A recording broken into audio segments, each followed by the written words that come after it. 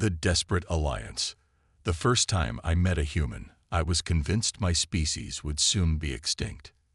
Not because of the human, though they were certainly unsettling with their flat faces, exposed teeth, and inexplicable tendency to make eye contact, but because our situation had become so desperate that we were turning to humans for help. My name is Vexillar, Chief Diplomatic Liaison of the Galactic Council, an august body comprising 26 spacefaring civilizations. For 12,000 cycles, we had enjoyed peace, prosperity, and cultural advancement. War was a distant memory, something primitive species engaged in before they evolved proper neural development. Then the Void Harvesters arrived.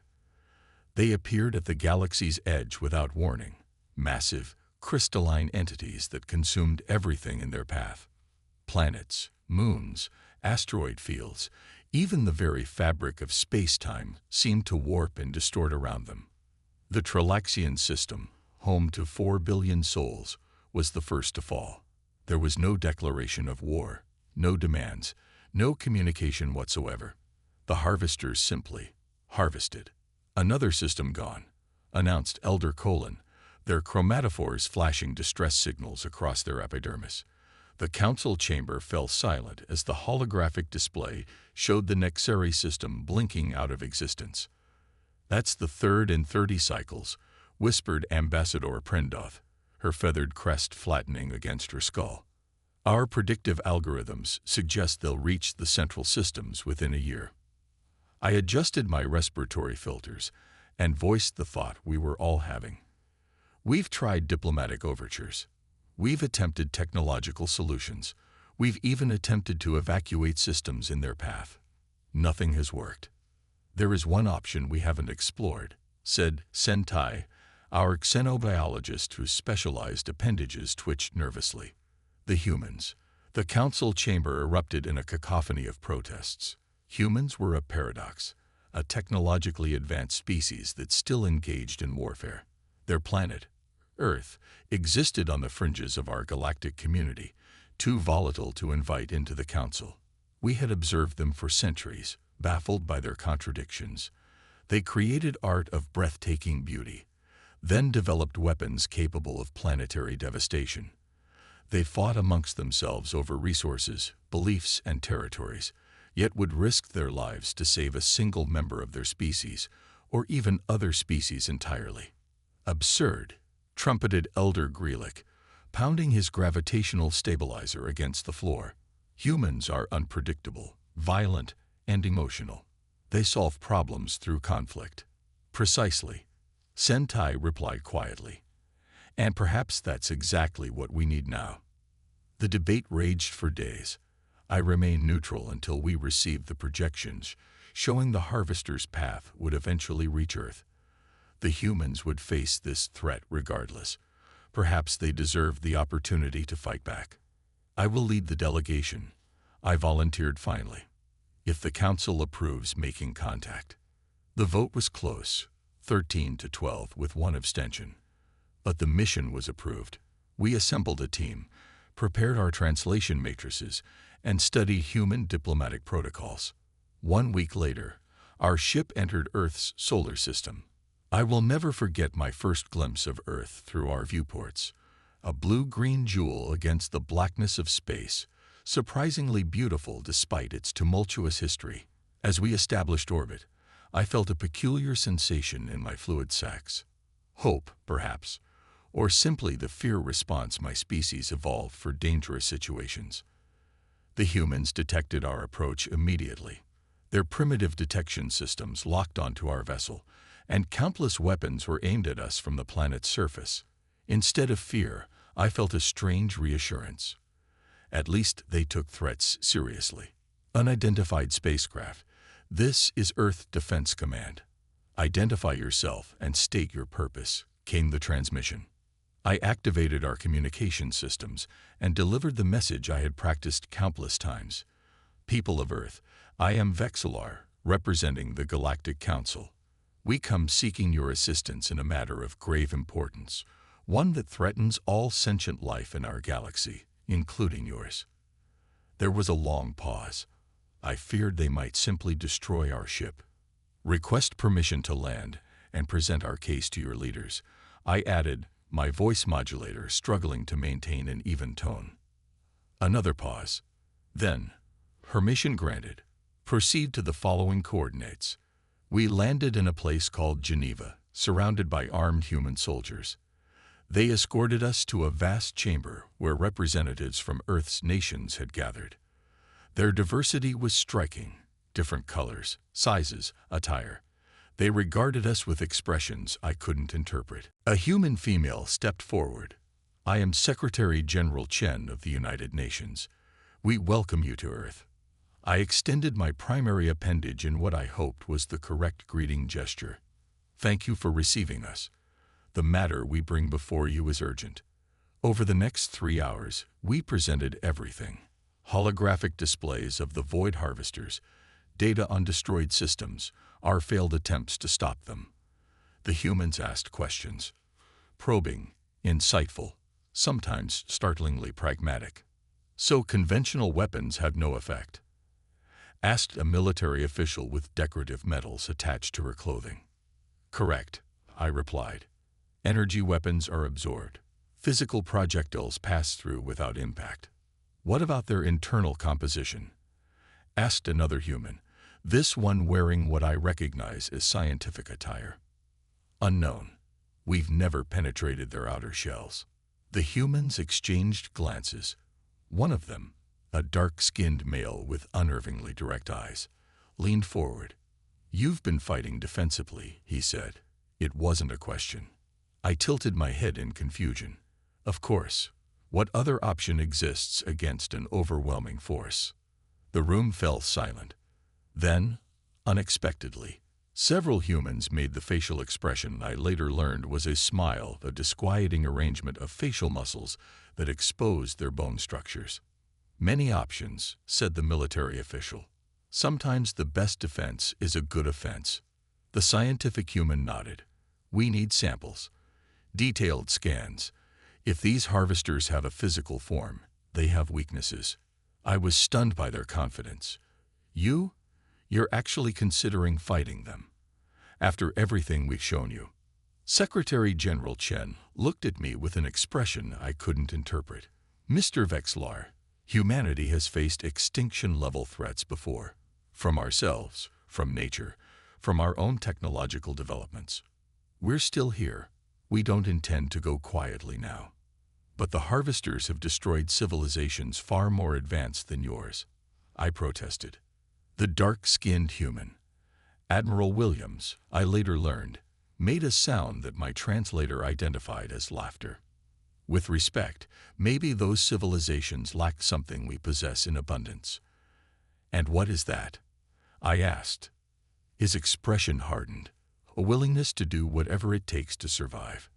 You said the harvesters consume everything.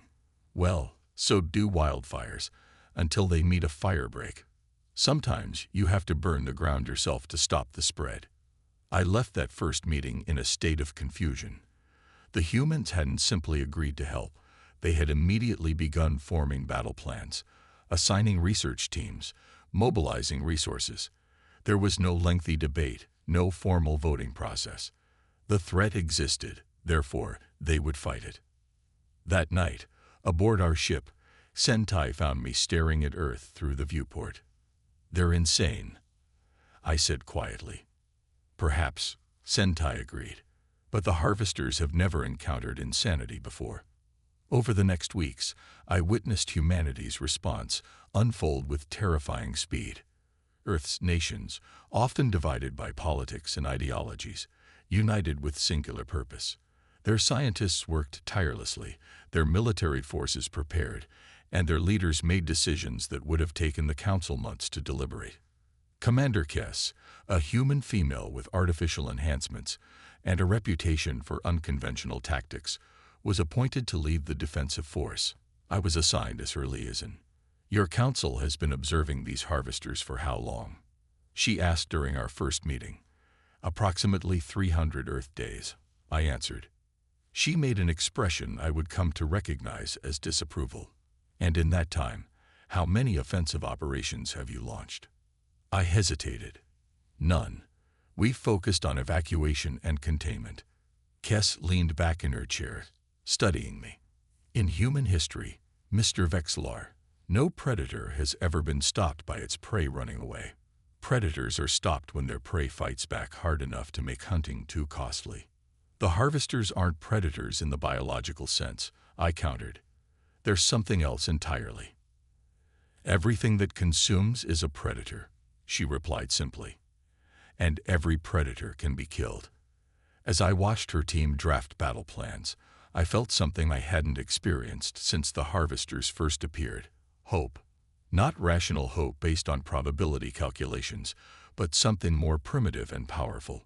The humans weren't just planning to survive the harvesters, they intended to destroy them. And against all logic, I was beginning to believe they might succeed. The human solution.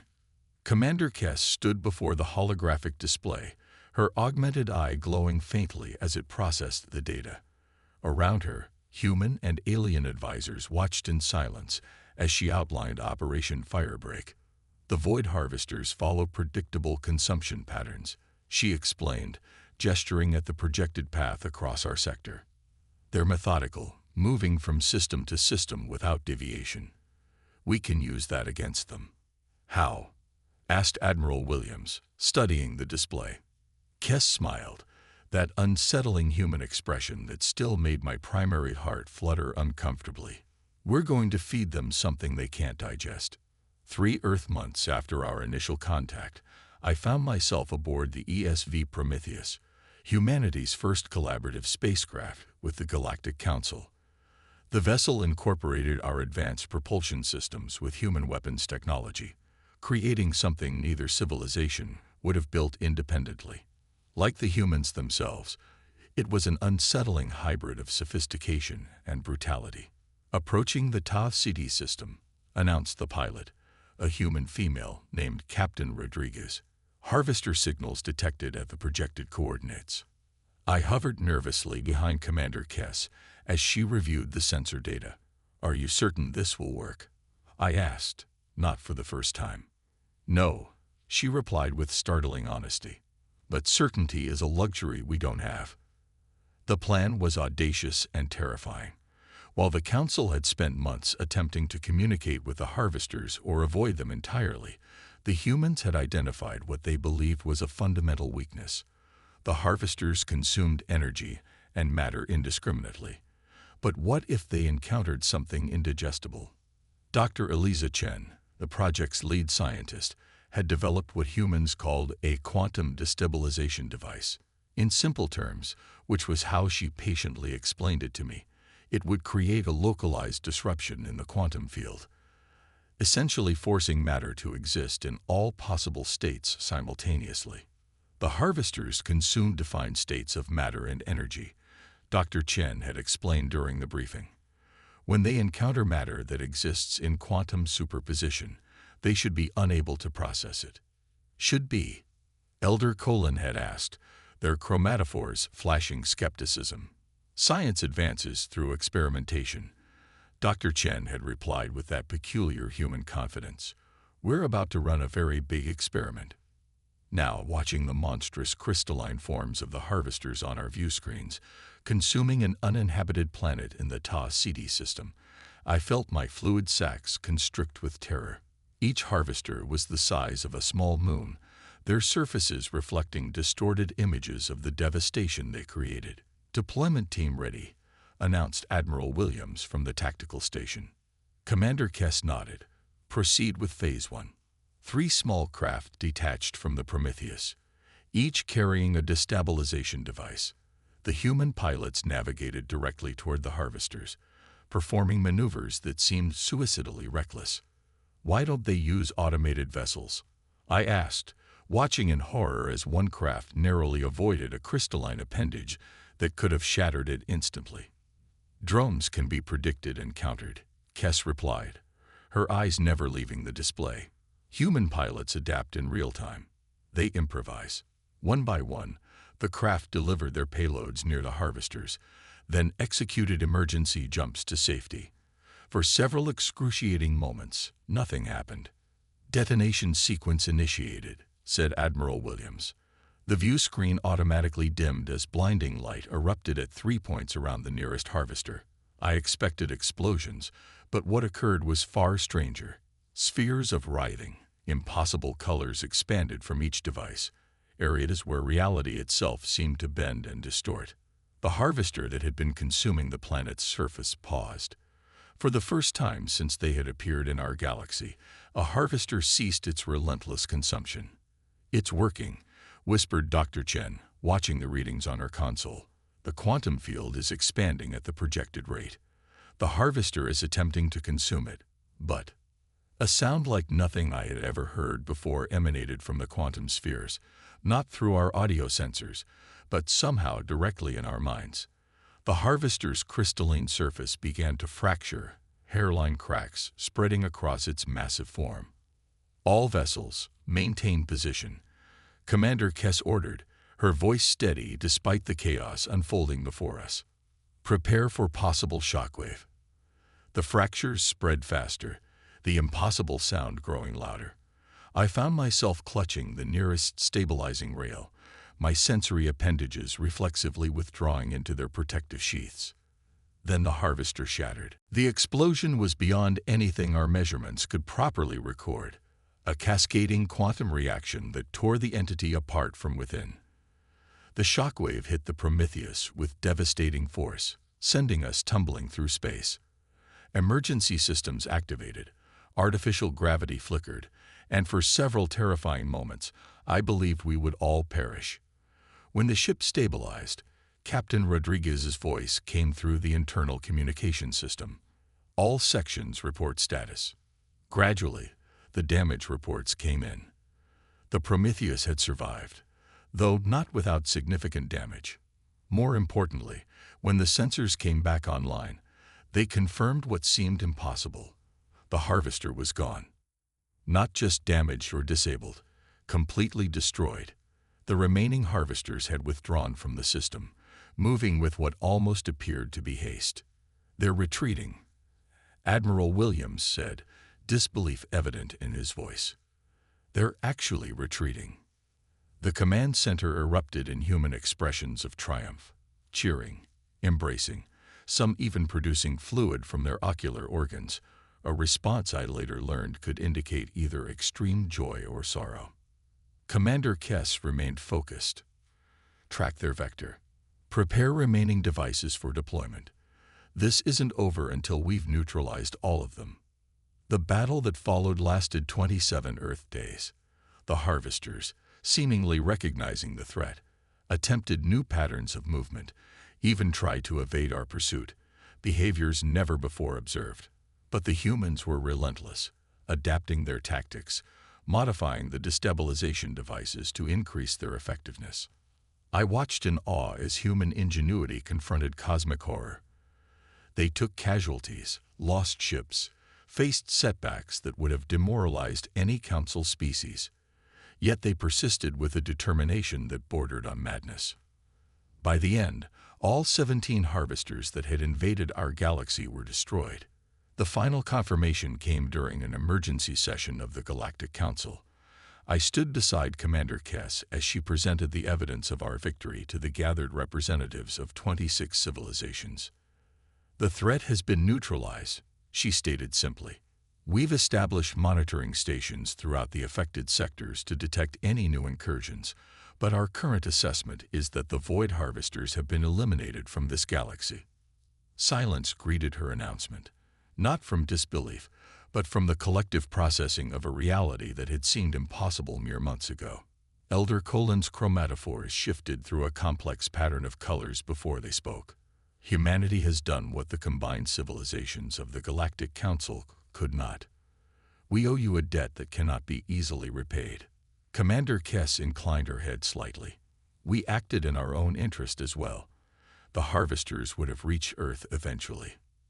"Nevertheless," said Ambassador Prendoth, "this council must recognize that our assessment of humanity was incomplete. What followed was unprecedented in the council's 12,000-cycle history. By unanimous vote, humanity was invited to join the Galactic Council as a full member, with all the privileges and responsibilities that entailed. As we returned to Earth aboard the repaired Prometheus, I found Commander Kess in the observation deck, looking out at the stars. "Your species has changed the galaxy," I said, joining her at the viewport. She smiled, a gesture that no longer disturbed me as it once had. "That's what humans do, Mr. Vexlar. We change things. Not always for the better, according to your own history," I observed. "No," she agreed. "We've made terrible mistakes, caused immeasurable harm, sometimes to ourselves, sometimes to others." She turned to face me fully. "But we learn. We adapt. We try to be better. The Council fears that aspect of humanity, your capacity for both creation and destruction." Kess considered this for a moment. "Fear is a natural response to the unknown, or to power you don't understand." She gestured toward the stars. "But fear can also blind you to potential allies." I thought about the countless civilizations that had perished before we swallowed our pride and sought human help. About the lives that might have been saved had we recognized sooner that sometimes progress requires embracing the uncomfortable, the unpredictable, even the dangerous. "The universe is vast and largely unknown," Commander Kess continued. "There may be threats out there that make the harvesters look insignificant. We'll face them better together than apart." As Earth appeared in our viewport, that improbable blue-green world that had produced such a paradoxical species, I found myself experiencing a curious sensation, anticipation for the future. Not fear, not resigned acceptance, but genuine curiosity about what might come next. The galaxy had cried out for help, and humanity had answered. Not with the measured compassion and careful diplomacy the Council valued, but with fierce determination and the willingness to fight against impossible odds. Perhaps that was exactly what the galaxy needed, and perhaps in learning to understand these strange, contradictory humans, the rest of us might discover qualities within ourselves we never knew existed. The capacity to face the unknown not with fear, but with courage. That would be a legacy worthy of the stars themselves.